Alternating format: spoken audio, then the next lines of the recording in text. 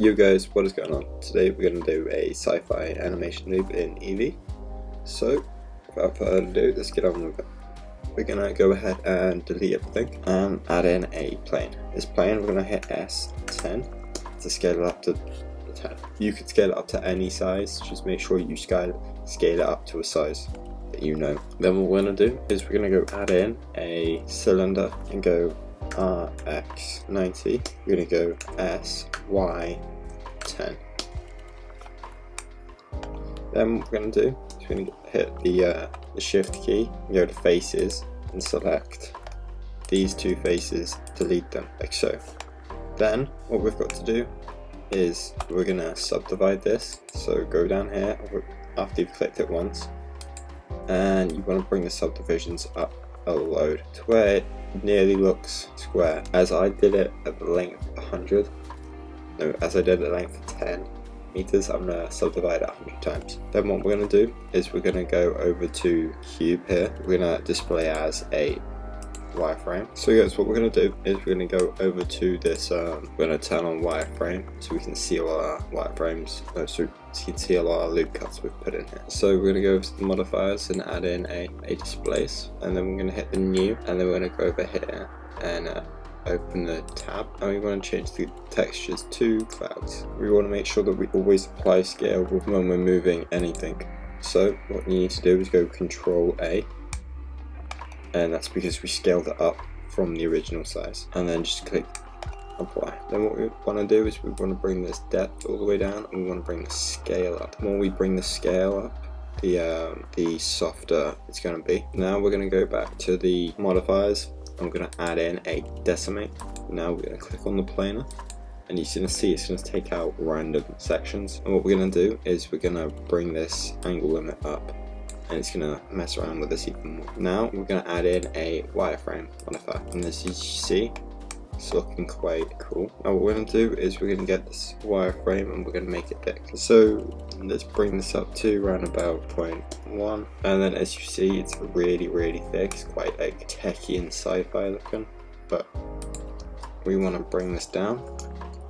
So let's bring it down to 0.4, and then lastly, let's go turn off this wireframe so we can actually just see our wireframe. This is all very sharp at the moment, so let's try and smooth it out. So the way we're going to do that is we're going to add a smooth. It's going to start smoothing things, and what we're going to do is we're going to bring the smoothness up, just bring this piece all the way up to 11, 12 maybe. And finally, let's just get rid of all of these, or like to hide all of them, and we're going to add in a subdivision surface. On the render it's going to look like this, but for now let's just make it look like that. So let's start animating it. We're going to go Shift A, add in a empty plane axis.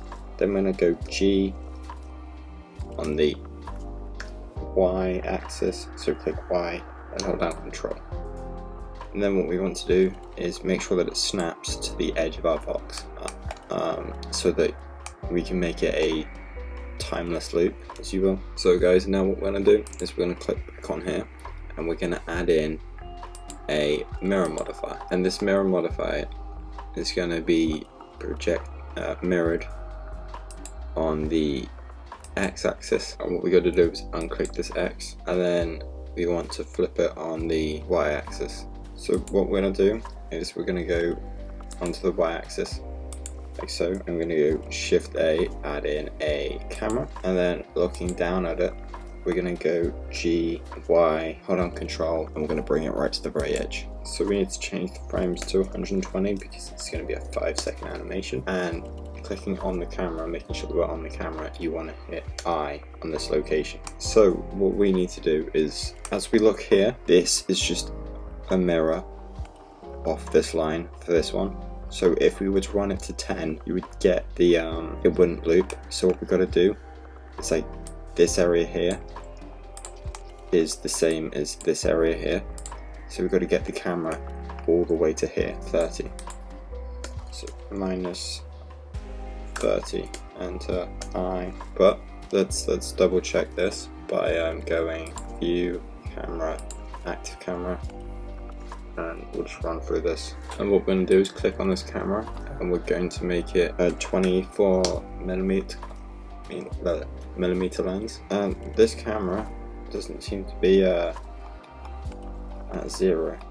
Oh, that's because it's 4 frames here. And then we should get all the way down to the end over here and reach that, which is great. So now let's go delete this plane. And now what we're going to do is we're going to hide this camera, and we're going to select everything on our scene, and then hit M on the keypad, go new collection, and type down cheese tube. You don't have to. I'm just going to do it because it looks kind of like cheese. Hi. And then as you see up here, the cheese tube, it's everything's underneath it.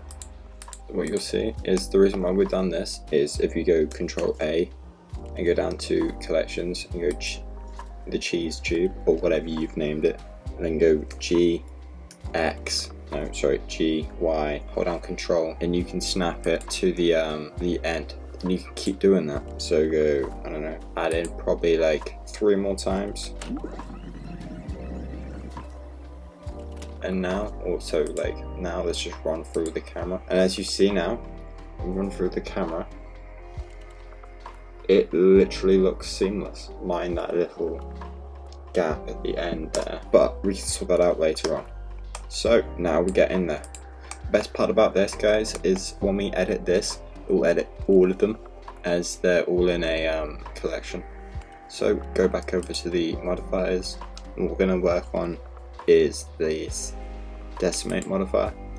We're gonna bring up this decimate angle limit, and we're gonna change how these look. But while we do that, we're gonna want to see what it actually looks like in the render view. So we're gonna bring up this viewer port, and we're also gonna shade smooth. So what we're gonna do, guys, is we're gonna bring this right up, probably, I don't know, to like 22, and let's just go make sure that this is a seamless loop once again, and hit play. And yes, it is very much so a seamless loop. Also, guys, make sure that you go ahead and you save your files every now and again, because there's nothing worse than being like most of the way through and then it crashing. Happens to me all the time. So what we're going to do, guys, now is we're going to go back out of this camera view, bring this camera all the way back over here. We're going to hit on this one and go Shift D. We're just going to hit Z. We're just going to move it up, just for the time being, and make sure that you move it up on, I don't know, make sure down here you've moved it to like 5, so we can bring it straight back down 5. You'll understand in a minute. Just make sure you bring it up to like a round number that you can remember. And then what we're going to do, guys, is we're going to go over to this, and I go over to the properties, and the scale we're going to change. So guys, what we're going to do here is we're going to change this to 3, change this to 3. Then we're going to go and go Control A and go apply scale. So now let's go hit G, Z, and go -5. And now what it's done is it's brought it back straight down. So when we go to the camera view, you can see there's more stuff around the outside, so it's looking even more kind of futuristic, crazy kind of looking thing. Now we want to click on our inner tube, and we want to bring this wireframe down. So let's go over to the wireframe, and let's bring this wireframe down to probably like 0.25, and then we'll work on this wireframe up here, bigger cheese string thing. So go over to the wireframe where it says 0.3. We're going to change this to 1.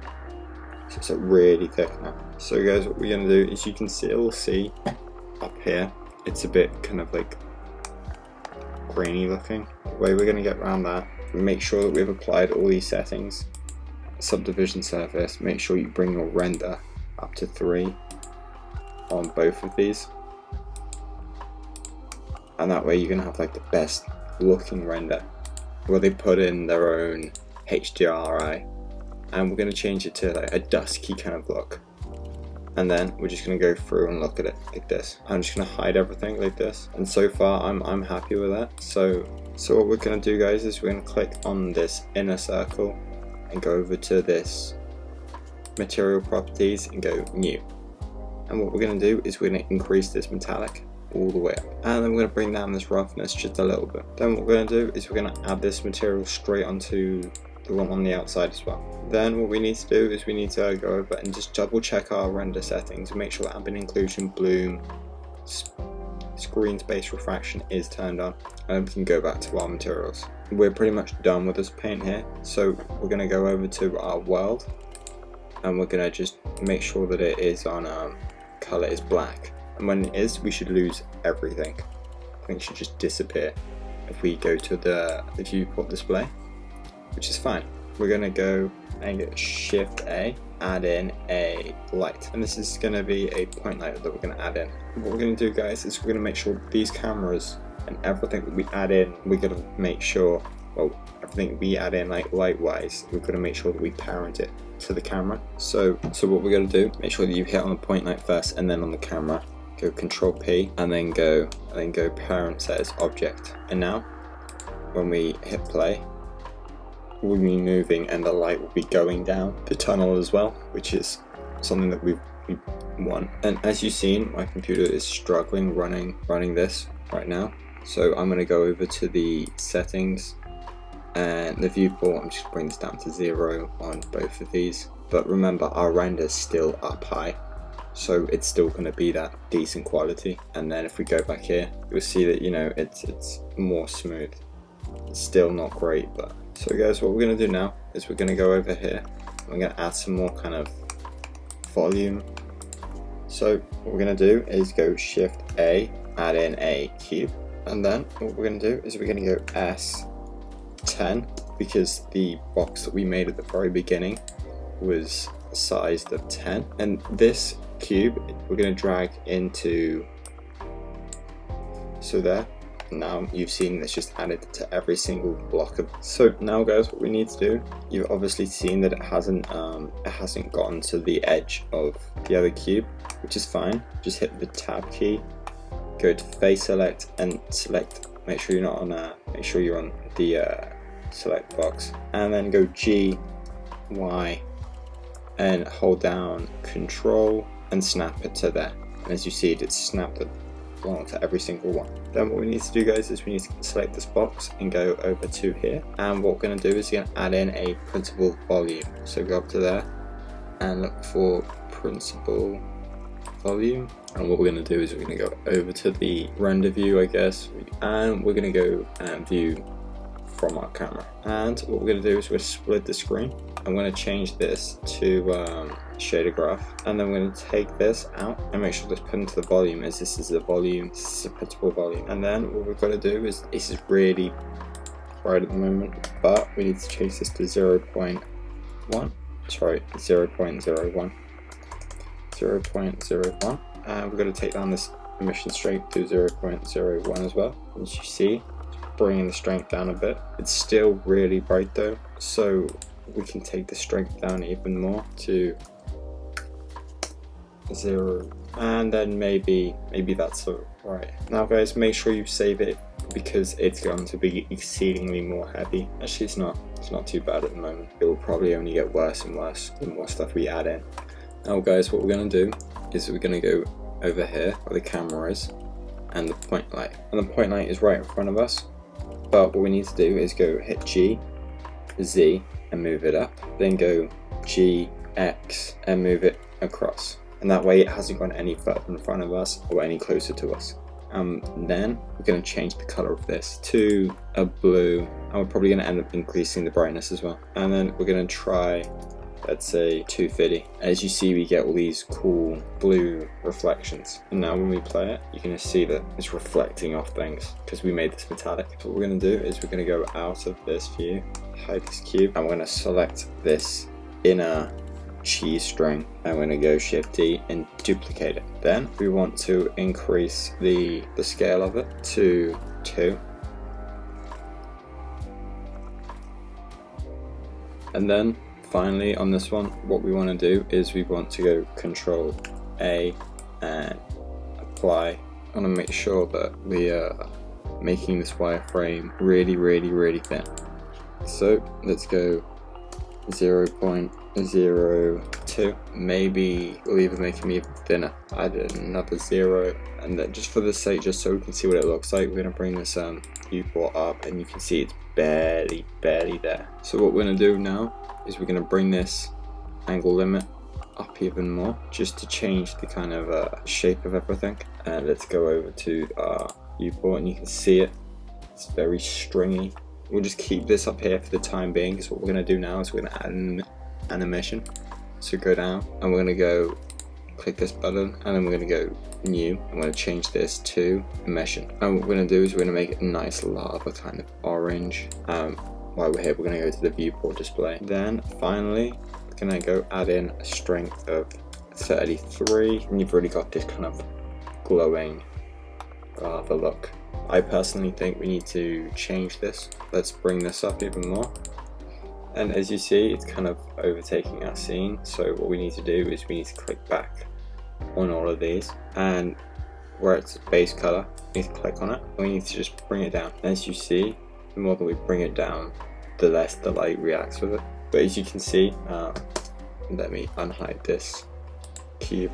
It's kind of just really smoky, the whole of it. So the way that we're going to get around this is we're going to bring down our emission strength to probably 0.2, sorry, 0.002, and we're going to change the color of it so it's not like the grey kind of fog to a nice kind of sci-fi blue. And we can try and bring up the density.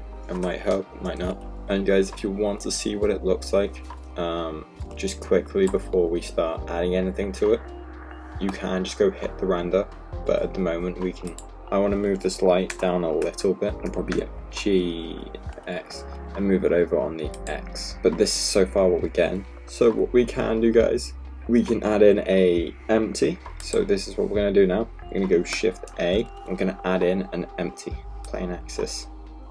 Then we're going to go get this plane axis, and we're going to group it to the camera. So we're going to go Control P and then parent object. Now this is being put underneath this camera.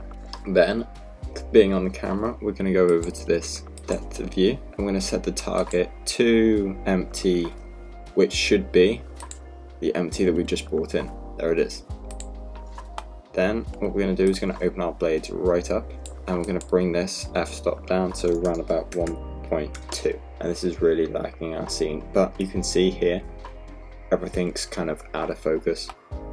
We can probably bring it down to 1. And finally, guys, what we're going to do is we're going to go back to this start keyframe 1 and hover over the rotation and go I. Then we want to drag it all the way to keyframe 120 and do exactly the same.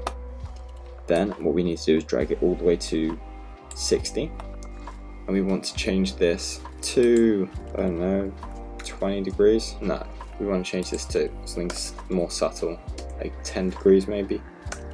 Then I to insert a keyframe, and then as we play it, it's just going to be tilting it and then tilting it back. But what we want to do on this is this keyframe here. We want to go and set the manipulation to Bezier. So now when we play it, it's not snapping, it's just, you know, slowly swaying. There we go, guys. I'd love to see your work, so tag me on Instagram if you want. I'll put links to all my social medias down below, so I'd love to see your guys' work, and I'll see you guys in the next one.